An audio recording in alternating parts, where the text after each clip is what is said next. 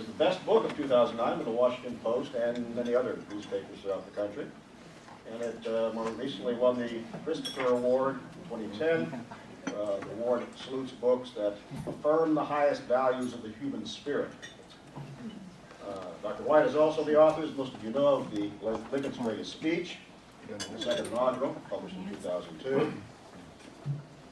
Honored by the New York Times as notable book for that year, and more recently, The Eloquent President, a portrait of Lincoln through his words in 2005, which was a selection of the History Book Club and the Book of the Month Club. Dr. White's a graduate of both UCLA and Princeton Theological Seminary.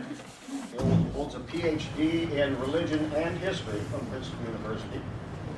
He's taught at UCLA, Princeton Theological Seminary.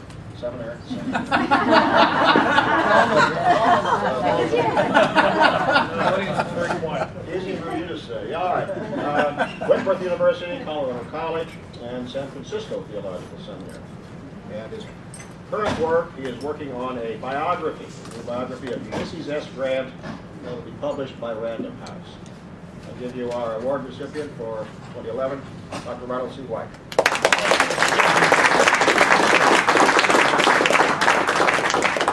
If I stand here, can you hear me? Yes. Okay. I want to get our distinguished introducer off the hook here. In 2002, I was invited to be interviewed on the then Jim Lehrer NewsHour, and Ray Suarez did the interview. And as we began the interview, he introduced me as Princeton Theological Seminary. But of course, in that setting, we said, well, let's cut one, let's do the cut two. So we were able to, it's a common mistake. I want to introduce some dear friends who have come this evening. Bruce and Ginny McClory are lovely friends of mine for some years here.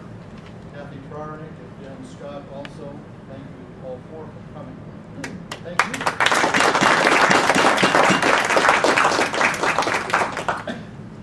I want to entitle my remarks tonight, Abraham Lincoln 2011, Wisdom for Today.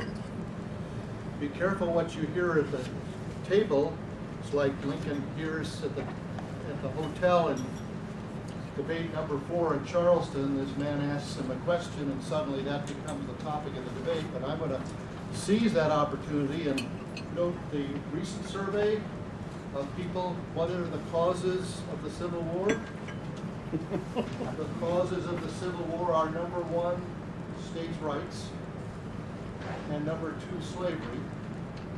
And of course, the gentleman to my right said the states' rights were so that we could enact slavery. Right.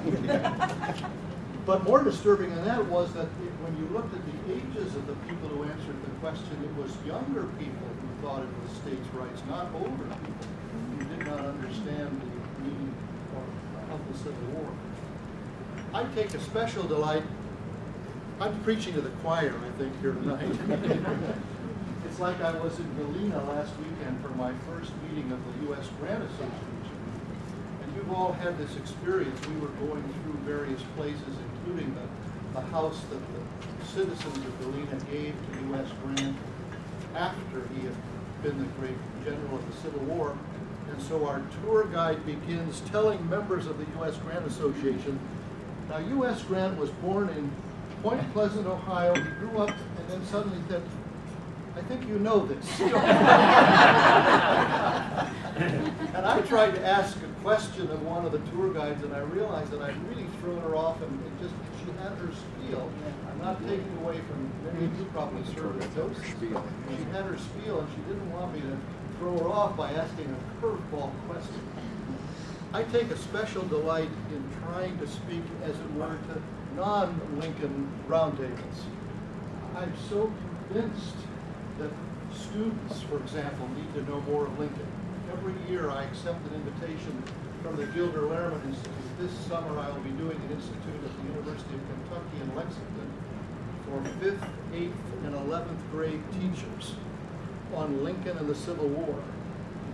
I've done this in other states because you would be amazed and disturbed at how Lincoln is not being taught in our American history classes in this nation.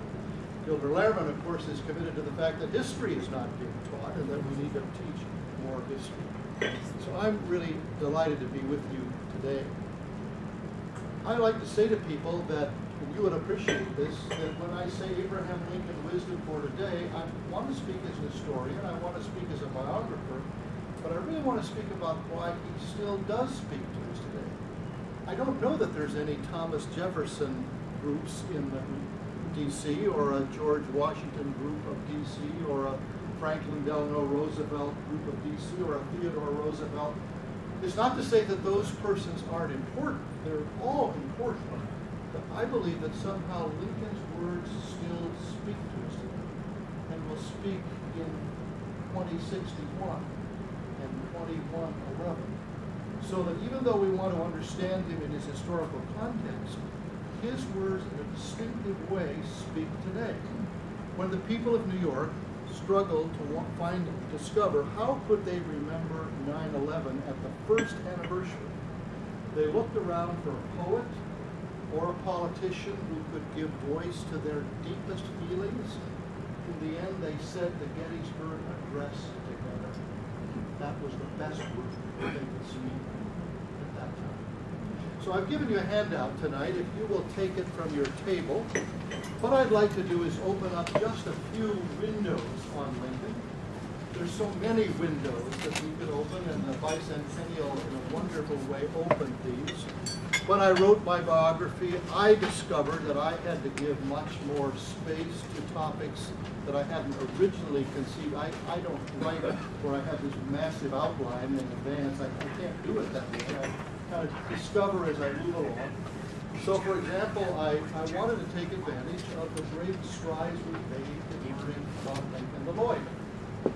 In 1988 or so, the effort was made through then Sangamon State College, now the University of Illinois at Springfield, to send a group of master's students out to all the 102 county courthouses of Illinois to see if there were any Lincoln legal documents still in existence. What these master's students found were hundreds and hundreds and hundreds and hundreds of Lincoln legal papers, invariably rolled up. Most had turned blue, and almost always his name had been razor bladed out in the 19th century. The Huntington Library, where I do my work, put on a Lincoln exhibit, and our curator did it in a sense by saying Lincoln was the first rock star, and the first rock star was people wanted autographs. I remember I was speaking at the Philadelphia Free Library a couple of years ago, and an older woman came up to me and she said, "I don't want you to sign my book, here's my autograph book. Would you sign my autograph book?" And if you look at the Lincoln papers, you'll see how many letters Lincoln received. Could you send an autograph for my son, for my daughter? So these Lincoln legal documents opened up a whole new vista of Lincoln the lawyer. But there was a problem. As I was doing my biography, are there any lawyers in the crowd here tonight? As I was doing my biography, my editor kept coming back to me with, "Ron, this isn't very sexy. I think you could cut 2/3 of this portion." But I think Lincoln as a lawyer is a very important story. In his lecture for lawyers, which he may never have given, but it was the notes that he was going to give a lecture, he says the lawyer's supreme opportunity is to be a peacemaker. To be a peacemaker. Yeah. And again and again and again he would say, settle if you can, settle if you can. You may win the verdict by the judge or the jury, but you have to live together with the people that you just defeated in the same small towns in Illinois. I think Lincoln, the peacemaker, is the Lincoln who looked forward to the end of the Civil War and the 4 years that would follow, because even though he taught himself to be a great war president, commander-in-chief, I think he thought he was a better peacemaker than a war maker. And he looked, although he was tired, he looked forward to that opportunity. Another window that I like that hadn't anticipated so much is Lincoln's great sense of humor. I don't know about you, but sometimes I'm a little disturbed by the humor that we encounter in our society today. I don't stay up late enough to watch the late night talk shows, but I find a lot of our humor is a kind of put down humor. It's a very cynical humor. It's a very hurtful kind of humor. We make fun of people. The only person Lincoln made fun of was himself. And I love, or someone he was close to. I love the story of him driving one day with William Seward, who had been his chief competitor, you know, for the Republican nomination, now he's Secretary of State. And as they're driving along in the buckboard, the driver suddenly just unleashes a tirade of profanity. And Lincoln touches him on the shoulder and he says, "My good man, are you an Episcopalian?" Are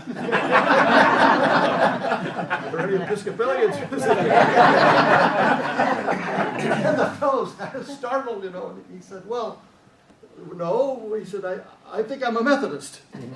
And Lincoln said, "Oh," he said, "I thought you were an Episcopalian." He said, "You know, you swear just like Mr. Seward does, and he's an Episcopal church warden." This odd couple, Seward, you know, feeling like Lincoln had defeated him, and that Seward was much more experienced, which he was, senator and governor. You remember how Seward early on writes Lincoln a letter after 3 weeks and says, "We have no policy." The New York Times had said that in the headline. He said, "I think maybe I need to step forward, as secretaries of state did in the 19th century, and begin to formulate our policy for what we want to do on our domestic agenda here."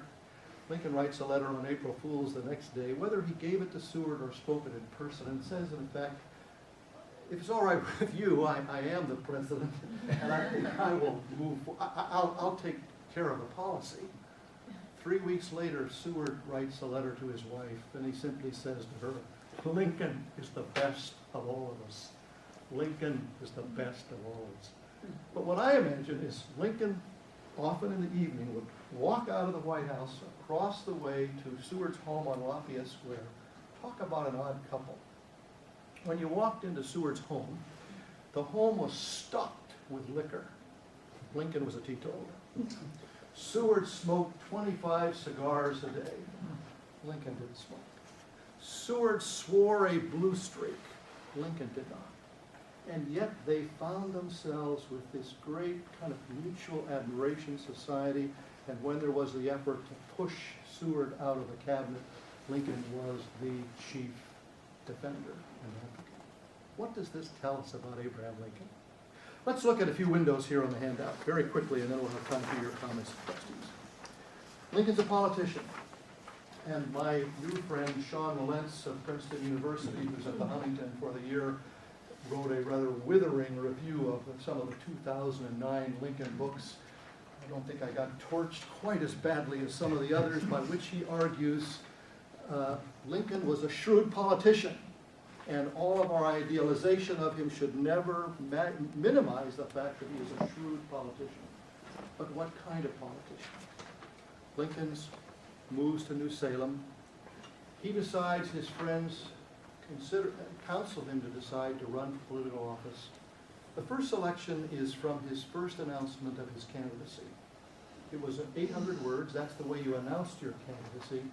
And I love this sentence in the middle of that announcement. "Every man is said to have his peculiar ambition. Whether it be true or not, I can say for one that I have no other so great as that of being truly esteemed of my fellow men, by rendering myself worthy of their esteem. How far I shall succeed in gratifying this ambition is yet to be developed. I am young and unknown to many of you. I was born and have ever remained in the most humble walks of life. I have no wealthy or popular relations to recommend." Usually the announcement would be followed by recommendations from various people. There were none under Lincoln's announcement. Well, Lincoln's campaign interrupted by the Black Hawk War. He runs for office. He is defeated. But in the area right around New Salem, of the 305 votes that are cast, he receives 279. 2 years later, 14 men run for 4 offices in the Illinois State Legislature, the House of Representatives. He finishes second among the 14. 2 years later, he's elected the leader of the Whig Party, the predecessor to the Republican Party, in the lower house of the legislature. But the second window, which is really engrossed me, is how did Lincoln rise? Because there were a number of young men around him who were very talented. They were lawyers, they were veterans of the Black Hawk War, very able. I believe that Lincoln rose by his gift of public speaking. And now here I have a common or modern cultural comment. I am terribly worried about what is happening to words and public speaking in our society. Rhetoric was once at the center of a liberal arts curriculum in a 19th century college. It's now out on the margins. We have a modern saying, it's only words. Don't get me started on Twitter or what this is doing to young people's understanding of the value and beauty of language. It is said that John F. Kennedy, in the first month of his presidency, would receive memos from his senior officers. You have to be of a certain age. I think we're all here tonight who understand what a memo is. He would take these memos and he would write at the top of the memo, when you write this in English, I'll be happy to read it.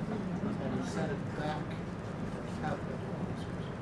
Try that to a friend. When you write this email in English, I'll be happy to read it. Lincoln rose by the gift of public speaking. And the second selection is his joining of the Young Men's Lyceum. He has been instrumental in moving the state capital from Vandalia to Springfield.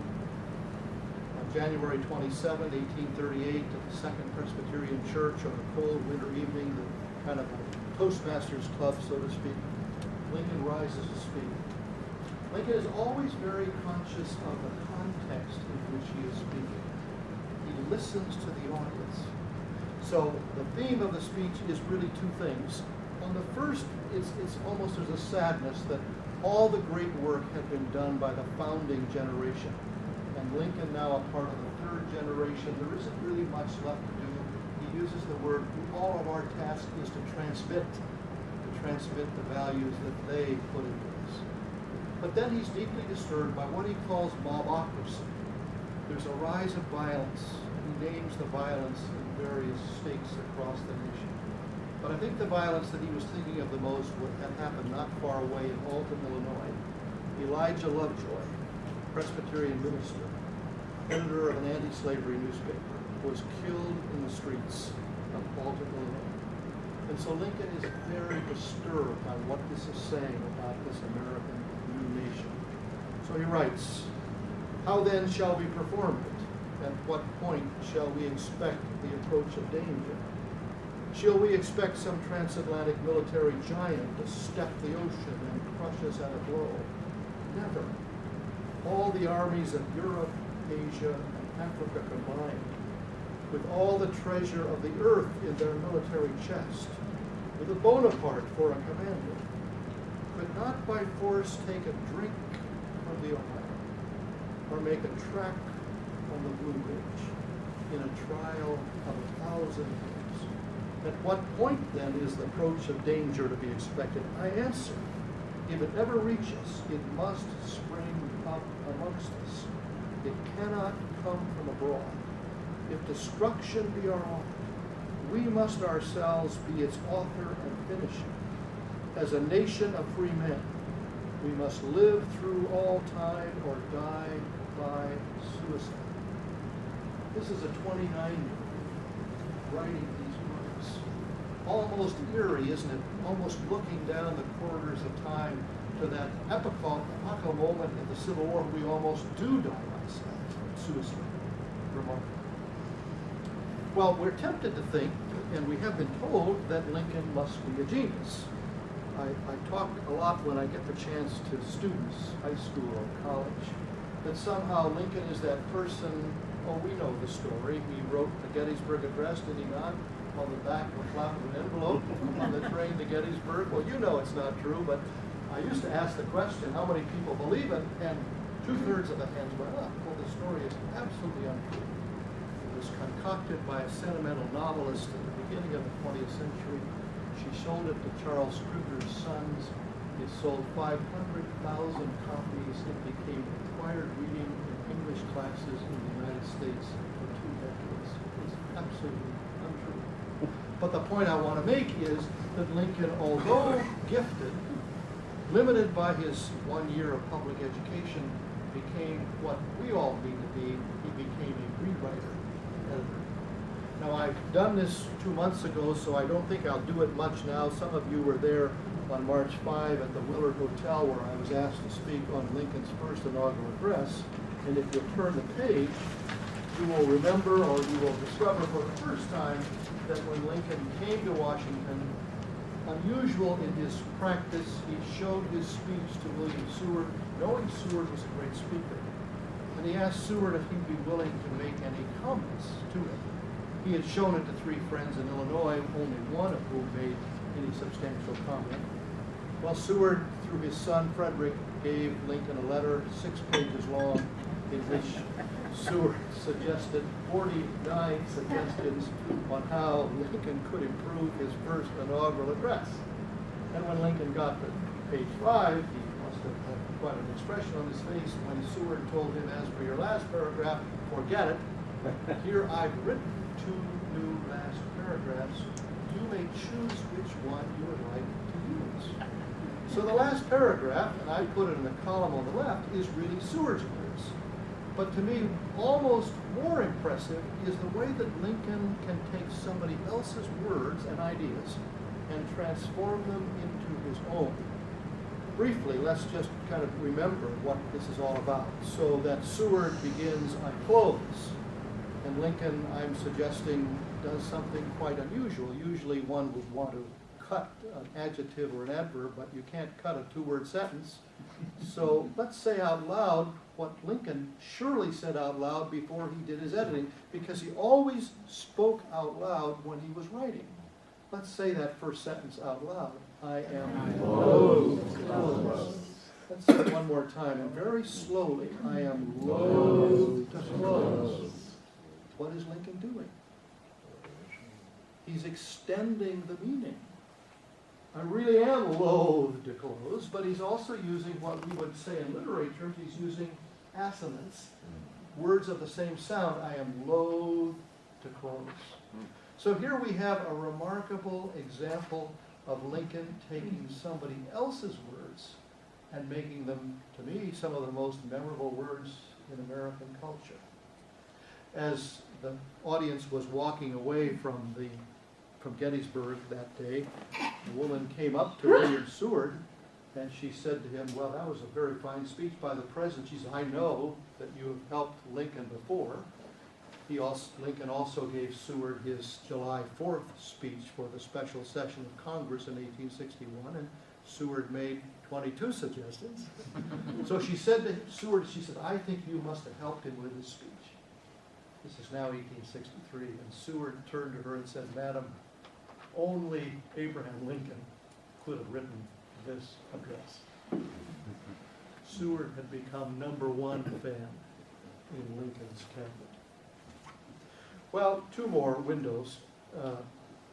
A question that all of us have been faced if we have in any way talked with friends about Abraham Lincoln.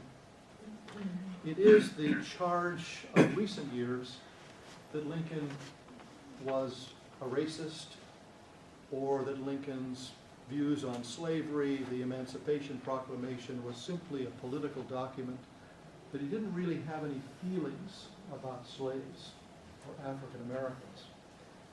Lerone Bennett wrote his book in 2002, Forced into Glory, Abraham Lincoln's White Dream. I've encountered this over and over and over again across this country.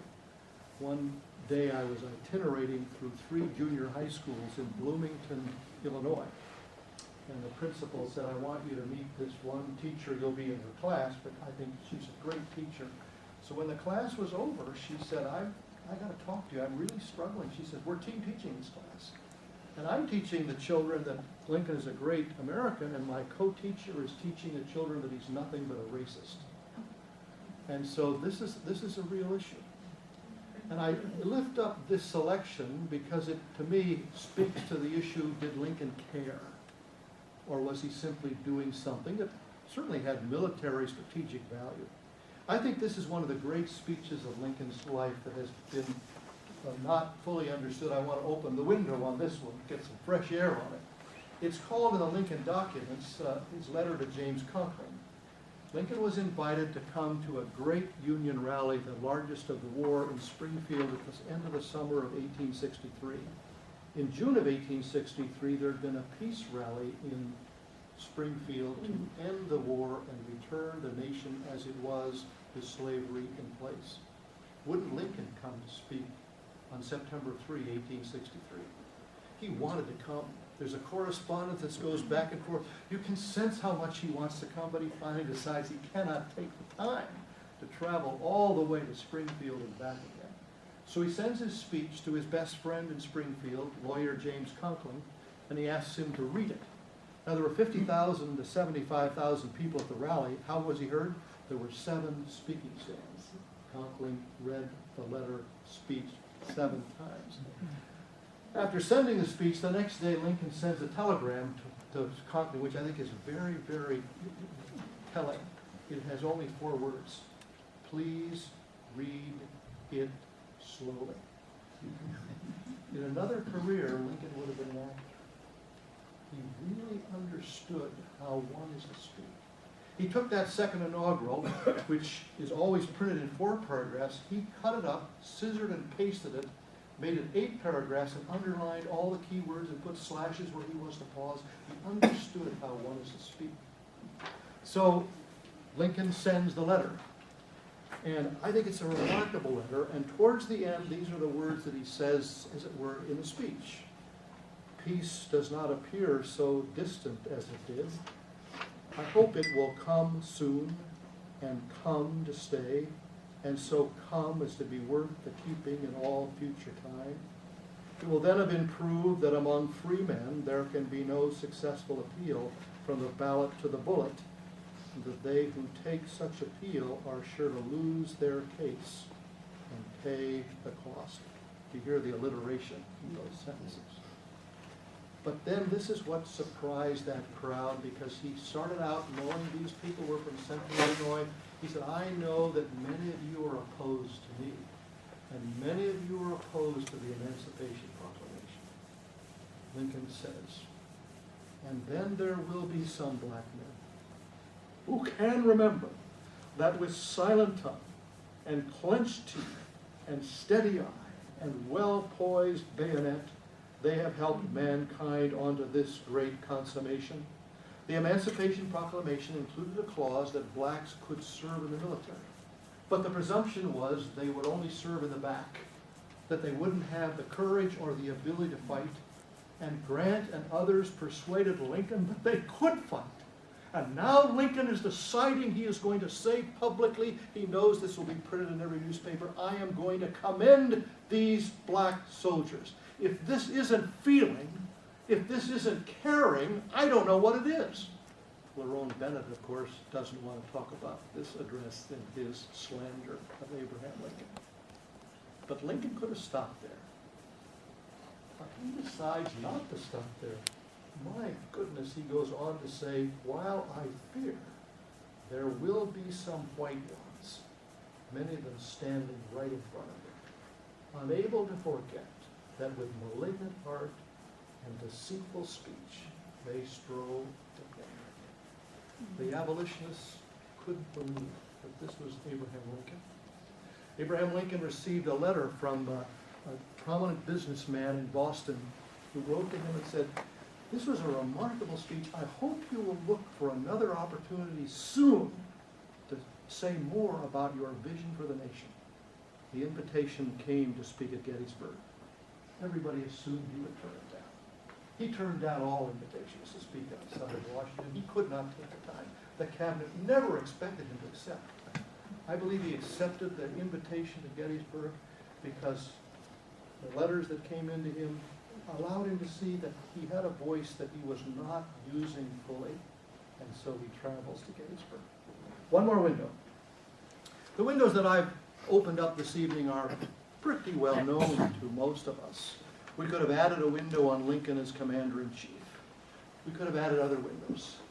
But I believe there's one window that has not been opened up fully. My first book was Lincoln's greatest speech, the Second Inaugural. And in the Second Inaugural, Lincoln, in 701 words, mentions God 14 times, quotes the Bible 4 times, and invokes prayer 3 times. But I have been asked over and over and over again, often here in Washington. I remember one night, there were 9 congresspersons in the audience, and one rose to speak, and he said, Dr. White, what makes you think that the Second Inaugural is anything that is really profoundly religious? Don't you understand that Lincoln is simply a shrewd politician? Actually, in the words of David Donald, who is using the language of the audience. They are religious, but he is not. And Lincoln is simply adopting their language. What makes you think that this is really his language? Well, I've also been accused or chastised by not understanding that Lincoln, as a man of the 19th century, would have quoted the Bible simply as another person would quote Shakespeare. In other words, there's nothing here that we should get too excited about. We all know that Lincoln is a fatalist, kind of a deist, that he never joined the church, and so there's really no religious story here. There is a profound religious story. There's a profound faith journey in Abraham Lincoln.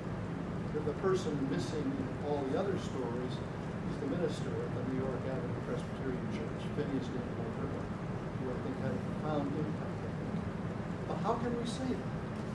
We can say that because shortly after Lincoln's death, 41 days after the Second Inaugural, young John Hay was searching around in the desk drawers in the Oval Office, and he pulls out this little piece of lined paper. Like many of the reflection pieces that Lincoln wrote, it had no date and it had no title. And Hay didn't keep many things that he found, but he kept this one. In 1872, he gave it a title, not a bad title, Meditation on the Divine Will. This is the last selection that I want to read for us this evening. We don't know when Lincoln wrote it. It was after Willie's death, for sure, which was February 1862. The editors of the Lincoln papers suggest it was September of 1862. Douglas Wilson in Lincoln's Sword suggests it's 1864. It is a profound reflection. The will of God prevails. In great contests, each party claims to act in accordance with the will of God. Both may be, and one must be wrong. God cannot be for and against the same thing at the same time. This next sentence is so profound. In the present civil war, it is quite possible that God's purpose is something different from the purpose of either party. And yet the human instrumentalities, working just as they do, are of the best adaptation to effect his purpose. I'm almost ready to say this is probably true, that God wills this contest and wills that it shall not end yet. By his mere quiet power on the minds of the now contestants, he could have either saved or destroyed the Union without human contest. Having begun, he could give the final victory to either side any day, yet the contest proceeds. Scholars have often been puzzled that they cannot find the antecedents to the Second Inaugural Address. You can find them for the Gettysburg Address. This is the antecedent. Lincoln never thought he would ever see it. It was written for his eyes only. In this form, it's quite philosophical or theological. It will become more specific in the Second Inaugural Address. It answers the question, is there integrity in the Second Inaugural? Is it simply Lincoln borrowing the language of the audience? Today, of course, every politician has got to invoke the name of God or often use Scripture, and I sometimes wonder, is there integrity in this person's speech? So it's a fair question to ask. But this meditation on the divine will, as John Hay titles it, shows a profound faith journey. So that the Second Inaugural Address is not the speech of a fatalist. Phineas Densmore Gurley leaned forward, I think he did that day at Willie's funeral, he said to Abraham Lincoln, I ask you to trust in biblical providence.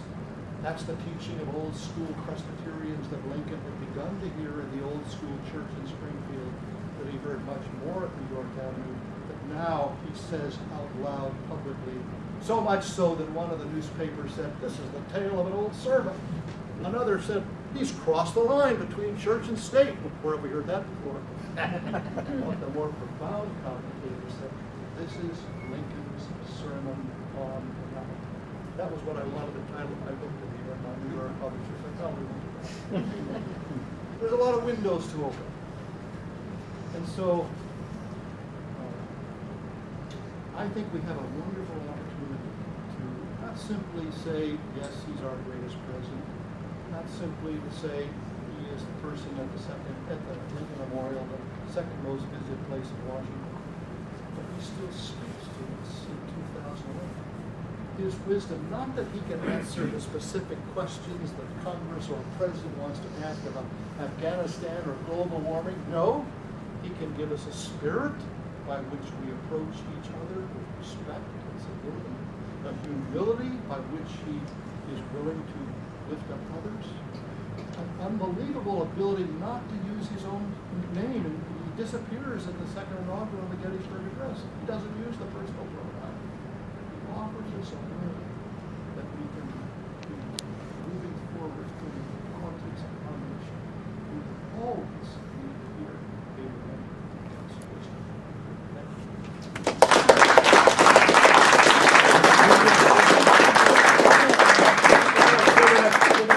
Again, to Jefferson, to Washington, actually to Madison, actually to Franklin, a great sense of American history, and the sense that this was still an experiment. The European revolutions had failed at the end of the 1840s. Many people were saying, can democracy really succeed? It was hanging in the balance in the Civil War. Yes. You mentioned a poll about the causes of the Civil War. Yeah. In that anywhere, was there a mention of a group of people not accepting the outcome of an election? Well, I don't know, I don't recall that. It might have been that question wasn't asked. But, I wish I could give you the name of the poll. Several of us have been talking about that poll. It's out there. Because those are Lincoln's words describing. That's right. Yes. Lincoln was a Whig, wasn't he, at first? Yes, he was. What killed the Whig Party? I don't really know. Well, the Whig Party had elected a president in 1848 who was a hero of the Mexican War, Zachary Taylor. But then Winfield Scott was soundly defeated in 1852. And so the Whigs were sort of torn up. They were struggling to hold on to their fort. Lincoln was a very loyal Whig. He was one of the last to give up. And so the anti-Nebraska movement, after Stephen Douglas pushed forward for the extension of slavery, became an amalgamation of lots of different people, which then formed into the 1856 Republican Party. And so Lincoln was reluctant to give up the Whigs. Henry Clay was his beau ideal. They had stood for so much. But finally, he moved into the Republican Party, which was a larger tent, as it were, than the Whig Party. Thank you. Edgar, do you have? Yes. Yes. What has led you to your love and appreciation of Abraham Lincoln? Well, we could all answer that question. What has led me to my love and appreciation of Abraham Lincoln? I have done my work for many years at the Huntington Library in San Marino, California. And in 1993-94, the Huntington Library put on a magnificent exhibition on Lincoln that they had to extend. They brought things from Springfield, and Louise Taper's things were also there. I arrived one morning to discover there was a scholars conference. I wasn't a scholar of Lincoln, but before I walked in, I think I'll sit down and listen. I was teaching history at UCLA. I thought, well, I'll offer a seminar. I get a choice to do this, and I'm looking for ways to engage students. I'll bring students to this exhibit, and then I'll find someone, it wouldn't be me, to give a lecture to the students on Abraham Lincoln. So we began reading Lincoln, and I had a current anthology of Lincoln's speeches and letters, and I early that year turned to the second inaugural, and I thought, have I not seen this before? This is magnificent. So the next time I taught the seminar, I said, I better find a book to chart. There was no book on the second. There were 5 books on the Gettysburg Address. So this all began, and some of you who have been with me know that it's, as for you, it's something extremely emotional. I mean, it's like you have the great privilege, day by day by day, of walking with this man of such moral grandeur. Not that there aren't difficulties in his life, not that he doesn't have to grow